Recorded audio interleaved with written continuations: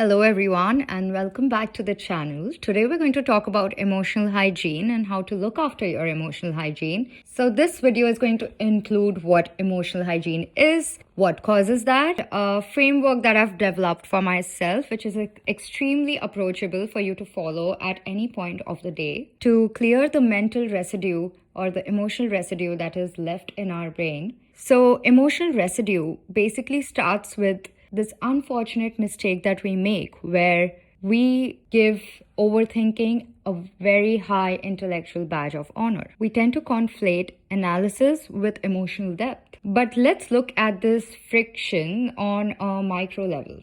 So, for example, if you do not wash the dishes in your kitchen, you probably will not end up finding your kitchen very appealing, and it usually ends up being very dirty at the end of the day.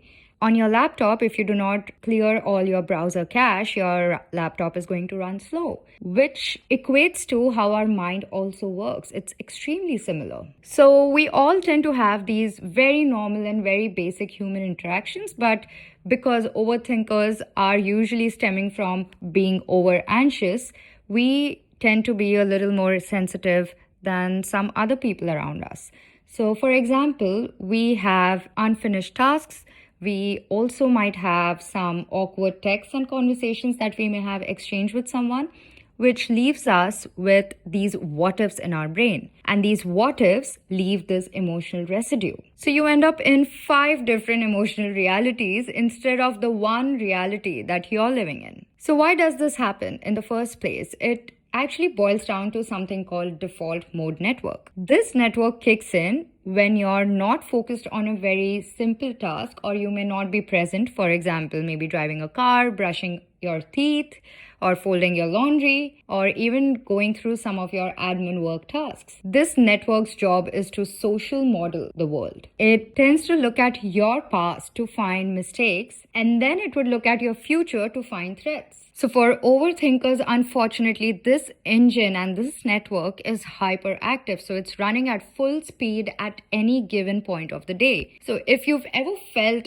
exhausted at the end of the day, or you felt like you've done too much work and your brain's just tired, even though you've not had a very productive day, it may mean that your mind was running at an all-time high. And it also means that you've felt busy all this time, even though you've not practically done anything, which is also sort of connected to the Zeigarnik effect, which means that our brain basically focuses more on these incomplete tasks and thoughts more than it focuses on complete tasks and thoughts. So until we go and manually close this loop that is open, the Zeigarnik effect tends to focus on that and leaves us in a state of burnout. Which brings me to the guide for emotional hygiene. That is a mini framework that I've developed and I've been using it for a while.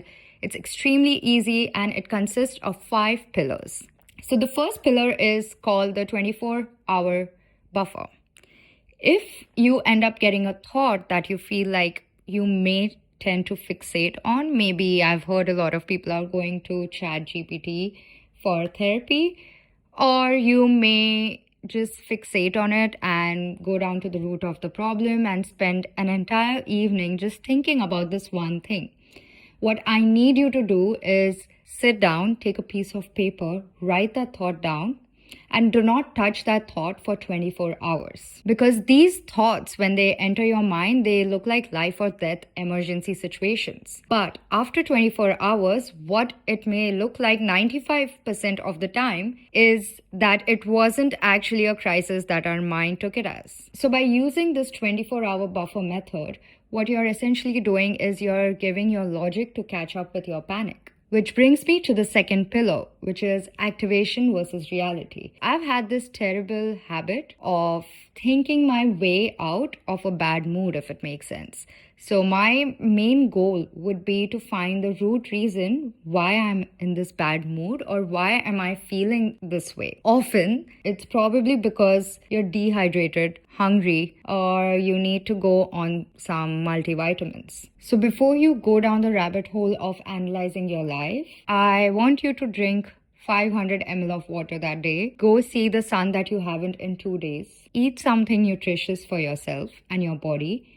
And a lot of times you will realize that the problem was not mental, but it was more of a biological problem. So after doing all of these things, if the problem feels a little smaller, you would realize that the problem was never mental, it was just biological. The third pillar is closing these open loops that we have in our head.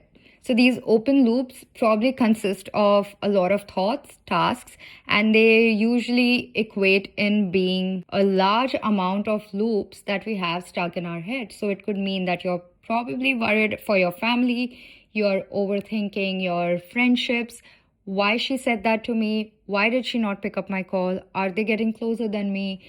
Am I going to be okay in my career? Did I pick the right education field for me to pursue, and now I'm committed in it for like 3 years? These are the kind of loops that we have in our head, but when we do not look after it manually, they are left open, and now we have several of these loops. But the back of our head is constantly running back to these loops and not in an organized way. Essentially, what ends up happening is we tend to feel a lot more, and the problem may be manageable or solvable, but we make a mess out of it and keep on editing these loops, these conversations that keep running in our head all the time. What you need to do is you need to understand that if someone said something to you, it is probably their issue that they need to work on and it's not yours.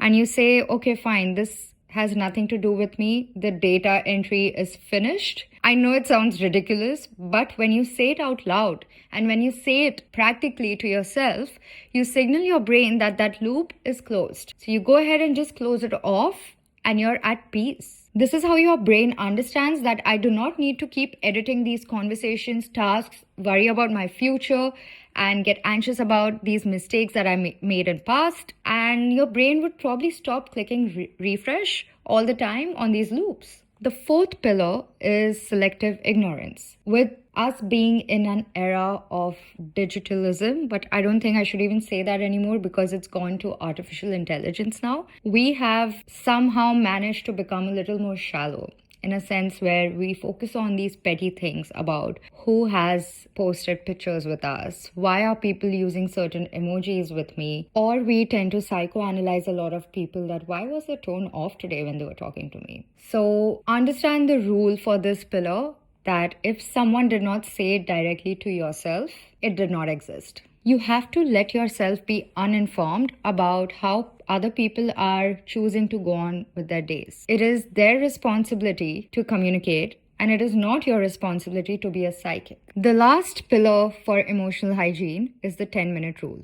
If you found yourself still for some reason in a thought, and you realize it's been 10 minutes that I've spent on this thought, I need you to abort the mission straight away by doing something physical. You need something tactile to give your brain a shock and to stop that thought immediately.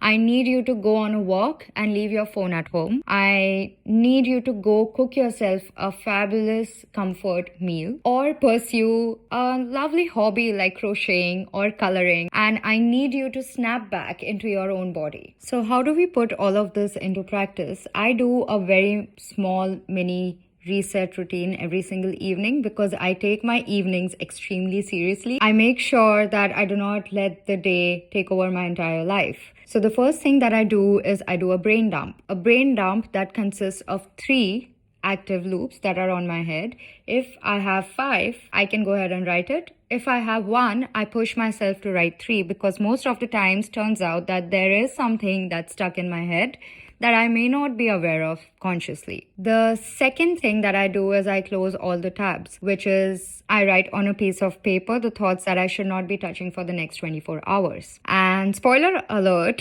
it may be all of your thoughts. And the third thing that I do is I do a physical reset, which means that your body and your mind, they need to go into a sort of a shock, but a very comforting one. So go for an everything shower, bake yourself something that you can indulge in, cook something, cook a hearty meal, a fabulous meal that you love, or pursue an activity or a hobby. For example, crocheting, coloring. Put your phone in another room while you do this. You can make the first two a part of your journaling routine also. Just add it and it's extremely seamless. It hardly takes any time. But these are the things that are going to help you maintain your emotional hygiene. And don't be mistaken, because this is not about being zen all the time. It's also not about having this extremely peaceful life. You may go up or down with these thoughts that you have, but it's extremely important to keep the clutter at bay and not let the clutter affect your personality. You need to be identity focused here and not let it become a part of your own identity. You're probably a highly sensitive person and extremely observant too, just like I am. But I think it's a superpower, and we just need to come up with systems to make sure that we channelize these superpowers and don't let it take over our lives. So if you enjoyed this video, I write essays on similar topics like modern psychology, identity, and culture. I'll link it in the description box below. Also, leave a comment on what's going on your 24-hour buffer thought for today. And let's close some loops together.